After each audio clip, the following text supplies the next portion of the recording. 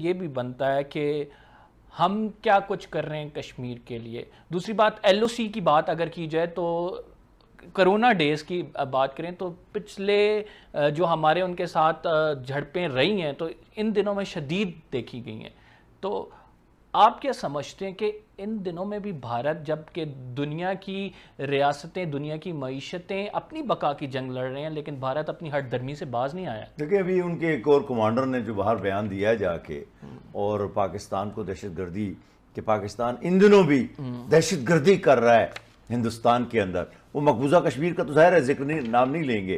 तो चुनाचे आप ये गौर से देखें कि वो कोरोना वायरस के दिनों में भी जहां हिंदुस्तान की अपनी आबादी बड़े सख्त खतरे का शिकार है और ये फैल गया तो इनके लिए नाकाबिले ये रोक नहीं सकेंगे, तो पाकिस्तान को अपना सही दुश्मन तस्वुर करते हुए इसके खिलाफ किसी कार्रवाई से बाज नहीं आते। और आखिरी फिक्रा ये है कि पाकिस्तान के लिए इसके अलावा कोई रास्ता नहीं है कि कोरोना हो या ना हो, वो कश्मीर के, मकबूजा कश्मीर के मुसलमानों के लिए अमलन किसी जदोजहद की इब्तदा करे, चाहे वो कश्मीरी तहरीक आज़ादी की मदद हो या बिलवास्ता नीम अस्करी या अस्करी इमदाद हो या मालियाती इमदाद हो। आप अगर ये नहीं करेंगे तो कश्मीर के मसले को अमलन हिंदुस्तान ने खत्म कर दिया है। आप ही उनकी वाहिद आवाज रह गए हैं, आप नहीं बोलेंगे तो ये मसला बिल्कुल खत्म हो जाए। पहले इसी की इजाज़त दी गई थी तमा की भारतीय इंतज़ामिया ने, और फिर इसके खिलाफ क्रैक डाउन हुआ। फिर उसके बाद जो है मुकदमा दर्ज किया गया, स्टेट ने खुद मुकदमा दर्ज कराया सरबरा मौलाना मोहम्मद साद के खिलाफ।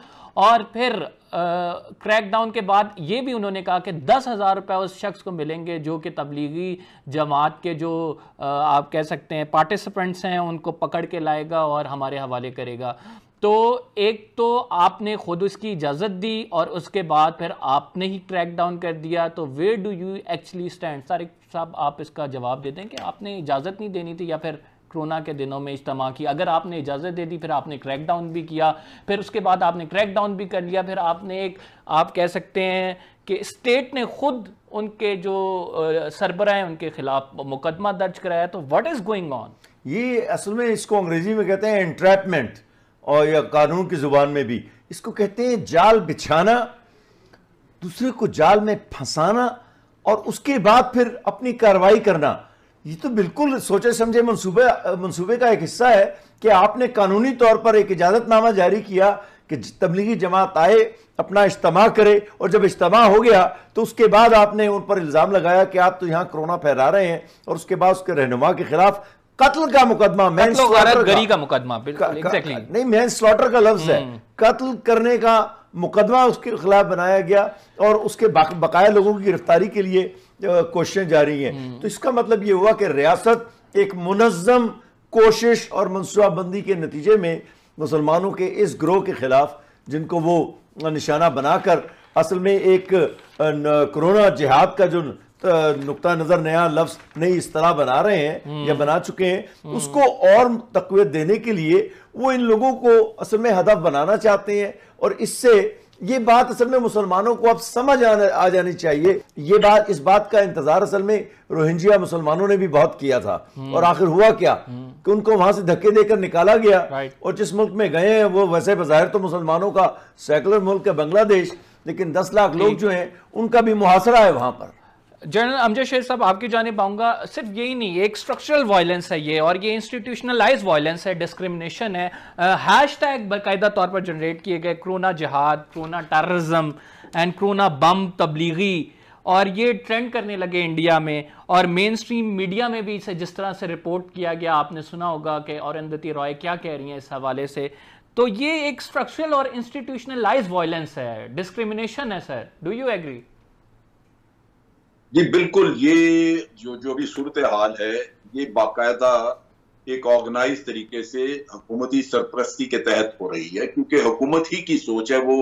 लिहाजा ये चीज इन अक़लियतों को सोचनी होगी कि जहां इंसाफ उनको नहीं मिल सकता, जुल्म भी हो रहा है, और अगर जुल्म के खिलाफ वो ना रोए तो इंसाफ देने वाला कोई नहीं है। तो उनको पहले तो उन लीडरों की खबर लेनी चाहिए जो वहां पे मुसलमान लीडर बजाय इनको तहफ़्फ़ुज़ देने के, वो दिन रात इस जद्दोजहद में रहते हैं कि वो हिंदुस्तान के साथ अपनी शहरियत किस तरह साबित करें, अपनी वफादारी किस तरह साबित करें। बिल्कुल जनरल साहब, मैं आपकी बात को इंडोर्स करते हुए एक पॉइंट दूंगा कि भारतीय हुकूमत के हक में जो फतवा दिया था जमीयत उलमाए हिंद ने, तो उससे ये साफ जाहिर होता है कश्मीर के मामले पे वो सबसे बड़े मुजरम हैं। जमीयत उलमाए हिंद वाले जो हैं वो गद्दार हैं दीन के, वो सबसे बड़े मुजरम हैं। उन्होंने पाकिस्तान बनने की मुखालफत की और आज कश्मीर के मामले में कश्मीरियों के साथ जो उनकी औरतों के साथ हुआ उसके ऊपर मजम्मत की बजाय उन्होंने कहा जी कि पाकिस्तान दखल न दे, हम समझते हैं कि कश्मीर भारत का हिस्सा है। आप भारत का हिस्सा समझते हैं ये नहीं समझते, लेकिन जुल्म के खिलाफ तो बात कर सकते थे वहां पे। एग्जैक्टली लेकिन ये वो मुजरम है, ये वो मुजरम है जो दीन का लबादा पहन के जो अपने अवाम को, मुसलमानों को गुमराह करते हैं। सबसे पहले इनका हिसाब लेना चाहिए, क्योंकि एक जहनीत को पाला गया है। 5 साल पहले गुजरे, फिर ये दूसरी टर्म मिल गई मोदी को, और आपने देखा कि जो पहले 5 साल में उसने हिंदुत्व का एक राग अलापा और लोगों को मोल्ड किया और उसी की बुनियाद पे उसने इलेक्शन जीता। वो हिंदुत्व की उसकी सोच वो ज्यादा गालिब नजर आई हमें दूसरे टेन्योर के लिए, और जैसे जैसे दिन गुजरते हैं वो सोच, वो आरएसएस का मैंडेट और उसकी आरएसएस की आइडियोलॉजी